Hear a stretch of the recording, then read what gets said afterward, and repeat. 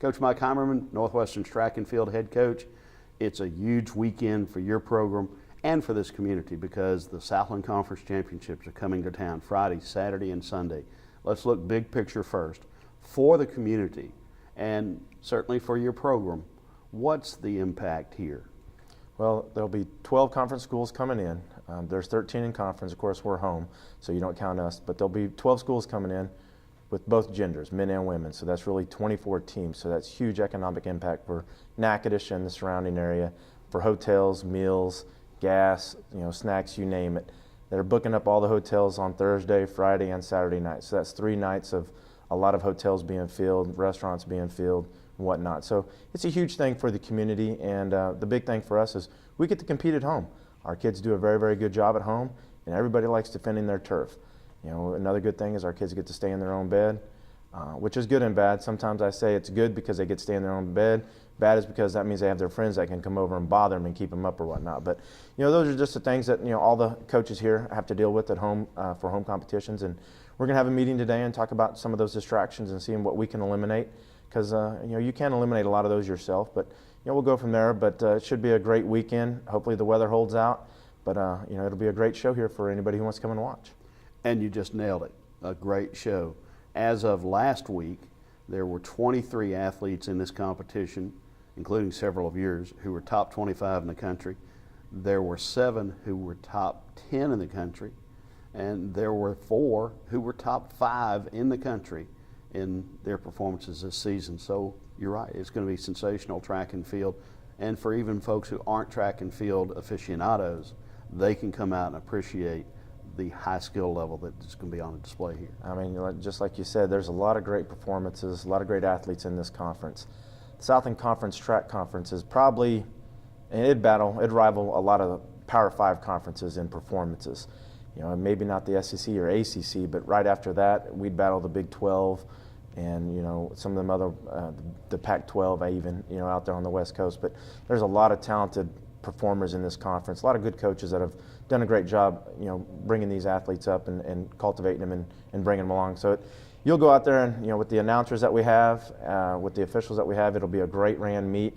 It'll have performance indicators at every field event so you can see what's going on, the jumps or the throws, and then with the announcers be able to tell you exactly what and the scoreboard for the times for the running. I mean, there's some fast kids, and we got one of the fastest kids in the country that run for us. And Michael Larkins, and he's ready to roll, so he's looking forward to it. We have some other kids, like the indoor national champion Jasmine Steele. She's ready to jump, and what's crazy is she's the indoor national champion, but she's ranked 3rd in the country, and the girl who's ranked number 1 is in our conference. That's her only loss second loss. She had another loss not too long ago, but really her only loss indoor was to that young lady from Incarnate Word. So she's looking to hopefully win her first conference title. She's won a national title, but hasn't won a conference title. So we're looking to change that, and all I'm asking these kids, go out there, give me 100%, and we'll let the chips fall where they may. Let's drill down first on Micah Larkins. Has had an incredible career here, both as a relay All-American, 100-meter dash honorable mention All-American, multiple conference championships. Certainly one of the great athletes in our track program's history. Yeah, Micah, he's done a great job. He actually will walk next week, Friday. So he's got 2 big weekends in a row. First conference here and then graduation. Michael was a partial qualifier out of high school, so he came here and sat out his first year and paid for his own schooling. For him to get a degree is really kind of one of the biggest things. It's a good thing for Micah. But running, he's done a phenomenal job. He's become a student of the game, and he's got some big things ahead of him. But he wants to win a conference title in the 100, and he really wants to win a conference title in the 200. Everybody's kind of sleeping on him in that too, but he's only ran it twice this year, and really he's ran it at our home meet. He ran it into a headwind.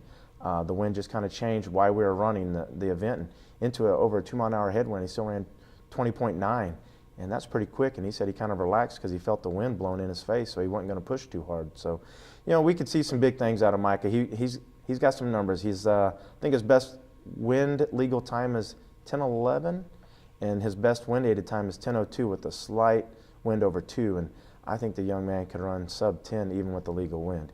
He's been doing some special things, and when he puts it all together, it'll be fun to watch. So I'm excited to watch Micah here at home.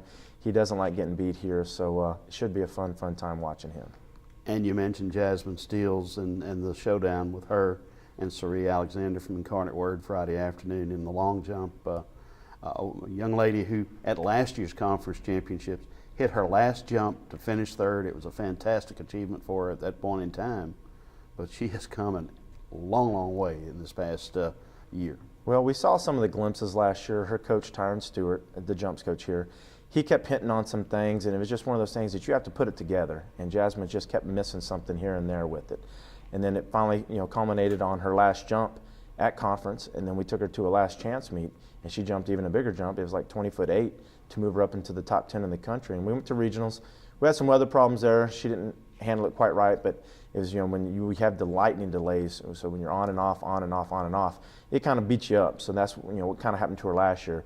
We knew this year was going to be a breakout year for her, and it's definitely been that breakout year and national champion. You can't be any better than that.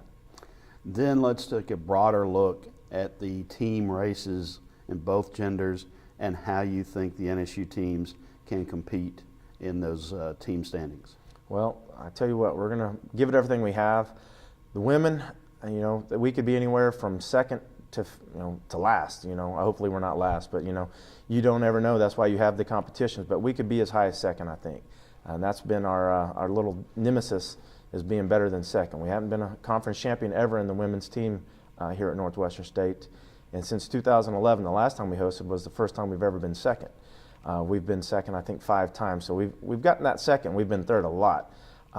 So we'd like to bring home at least part of the team trophy hardware, so that second would be nice. But there's some other good teams that are going to do everything they can to make sure we're further down. But we have a team that can be up in the top 3 pretty easy, I think, if we do everything right. Men, it's going to be a little bit more of a battle, but we could be anywhere from second to last in it also. We are a little thinner in some of the spots. We've got a couple injuries that we're working on to see if we can get them healthy enough to compete this weekend. But there's some teams that are doing an awful good job that's going to make it really, really difficult for us to do that, but we're going to do everything in our power. So we'll see what we can do, but our goal is to be top 3 in both genders. On the men's side, who are the favorites? Who's the prohibitive favorite? On the men, it's going to be Sam Houston State. They're the one, the indoor, and actually I think Stephen F. Austin is going to be battling, and Abilene Christian are going to be 3 big ones to beat. And on the women's side, it's going to be Stephen F. Austin.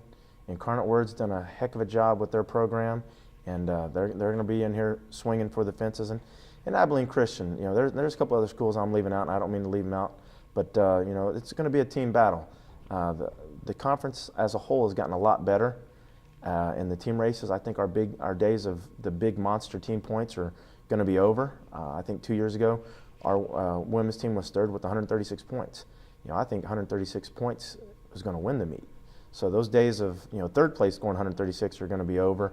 So we'll just see. We'll go out there and give it everything we have, and we'll try to put on the best performances that we can, or the best show that we can for Northwestern State and Natchitoches, and hopefully we'll be raising a couple trophies. Okay, you're hoping for a lot of podium appearances. Is there anybody who jumps out at you as somebody who could really surprise the rest of the conference with a podium appearance? We have a couple. But I don't want to throw names out there because then they'll watch this and get all nervous and then they won't do anything. So, we have a few kids, just like all the other schools. Everybody always has a breakout person. I mean, I know Jasmine Steele, no one thought Jasmine was, maybe be a finalist in the finals at indoor nationals, let alone a national champion. So, we know what we've got, and those kids know what they can do. So, without putting throwing any names out there, I'll just say that we do have a couple that I think could surprise a lot of people. You've been through hosting the conference championships as a competitor and as a coach several times now. Can you describe the emotion that goes into going out there on your home track, your home venue, and competing for a conference championship? Well, it's very exciting. I'll say it's a lot easier as an athlete because you just had to show up and compete. But we do this for the athletes, for the kids, and everything that we do here. We don't have jobs if we don't have these athletes here. So it's always nice to put a nice show out for the community and for their teammates and their family and friends that can come watch. So I'd rather be an athlete competing at home versus a coach because there's a lot more work behind the scenes. But it's always nice when you want to defend your own turf, and that's what Coach Adam Pennington was just talking about in the office a second ago is, we got to hammer this home that this is our turf, and you got to protect it. So we're going to have a team meeting today. We're going to go over some of our stuff and just really not have to come up with a slogan like "Protect this house" or something. But I think that's already trademarked, so I don't want to get charged. But we just want to make sure that they go out there and they put on the best show, and we got to make sure that they can do that.